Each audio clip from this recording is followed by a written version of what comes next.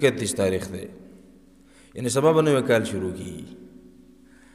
او خلق بچ دینو ډج ډومبقم کوي یعنی سرکاري تور باندې دا منویږي چې پولیس هم ډزې کوي فوجان هم ډزې کوي چې کله شپې 12 بجې شي کنه نو بیا د نوی کال نوی شپه مناوي سبا به نوی کال شروع کیږي او بس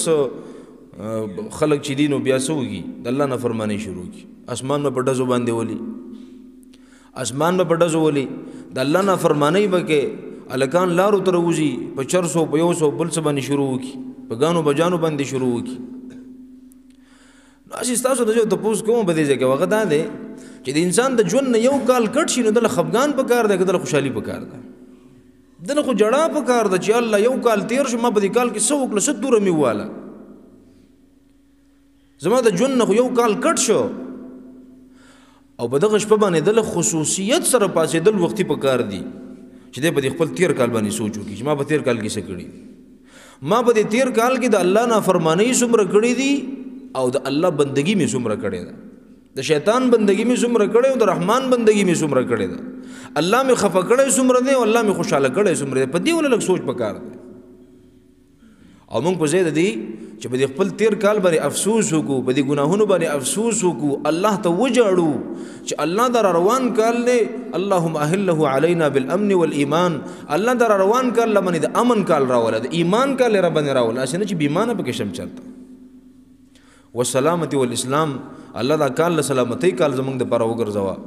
د اسلام د ترقی کال زمونږ د پاره وګرځوا والتوفيق لما تحب وترضى الله د هغه کارونو توفیق پکې راکړه چې ته په خوشاليږي او ته په راضي کیږي او ستا خوخي الله د ګناهونو مې پکې بچ کا را روان کال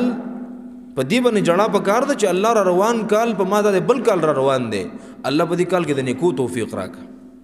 او په تیر کال کې مې کوم ګناهونه کړی دي الله تعالی ته معاف کا اسی دا کار نه پکا او موږ په زید دي او دا خو د غیرو طریقه ده دا د يهودو د نصاراو طریقې نه دي دا د غیرو طریقې نه دي او چې مسلمان د نور په دې اخترو کې د نور په خوشالو کې شریکيږي دا څومره خطرناک خبره او ته چاته د نوې کال مبارکي ورګي کنه چې نوې کال مبارک شه دا مسلمانانو طریقه ده اے مثلا قمری کال چې ده کنه هجری کال چې ته منګوي کم چې اسلامي کال له چیرته په تاریخ کې دا څوک ثابتول شي چې پیغمبر علیه السلام کوم صحابي له مبارکي ورکړي د نوې کال یا یو صحابي بل مبارکي ورکړي یا تابعینو کې چا کړي په ټول خیر القرون کې چا کړي څوک خودل شي نه نشي خودل چوکار پیغمبر علیه السلام نه دی کړي تابعینو نه دی کړي تبع تابعینو نه دی کړي او صحابه خو ته خلکو چې په هر ورځ او شپه به جړل چې الله ورځ تیر شو ما خو به څه ونه کړ هغه حسن بصری رحمه الله وی یا ابن آدم اے د آدم بچیا انما انت ایام ته په خپل ژوند باندې سوچ وکړه ته د ورځو نه عبارتي د ټیم او د وخت نه عبارتي نو اذا ذهب يومك ذهب بعضك چې یو ورځ د نتیره شو نو استاد بدن نه صحیح سکټ شو یو ورځ د نتیره شو د بدن نه صحیح سکټ شو او چې کال د نتیره شو نو څومره صحیح د بدن نه کټ شو نو په دې باندې خفغان پکار دی خوشحالي پکار دی ګوري دا په دې موبایل کې په دې فیسبوک او په دې واتس اپ او په دې یو بل او په دې بل دا د اخترونو مبارکۍ لګل ګوري دا سخت ګناه ده ګوري په دې باندې الله خپکی د مسلمانانو طریقه نه ده کم از کم د خپل ګوتی تاسو کنټرول ساتي ګوري کم مسلمانان هم چې د دې مسلې نه خبرو شنو آینده کې ګوري بالکل لدی نه ځان ساتي او ما دي علماء د حوالی را جمع کړی دي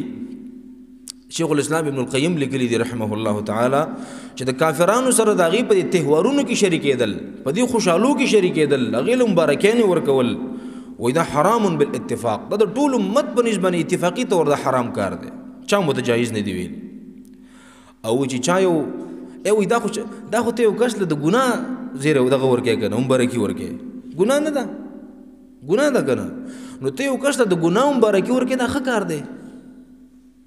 او بيوجي فمن هن عبدا بمعصيه او بدعه او كفر فقد تعرض لمقت الله وسخطه چاله د ګناوم برکی ورکړه او د الله غصې ته ځان مخامخ د الله قهر ته ځان مخامخ د الله عذاب ته ځان مخامخ څنګه چاله د ګناوم برکی ورکړه چې تا به تیر کال کې کوم ګناهونه کړي دا دې مبارک شه. دا څونه د خفګان خبره ده که نه. لہذا نوی کال مناول سخت ګناه ده، الله پې خفه کېږي. او په دې شپه باندې په خصوصیت سره الله ته پاسېدل پکار دی چې الله زما نه ډېر ګناهونه وشو، ډېرې نافرمانۍ رانه وشوې، ستا د بندګۍ حق مې ادا نه کړ. الله په دې فرایضو کې به رانه ډېر کمی کوتاهي شوي، الله په دې نوافلو کې به رانه شوي، روجې به مې سمې نه نیولي،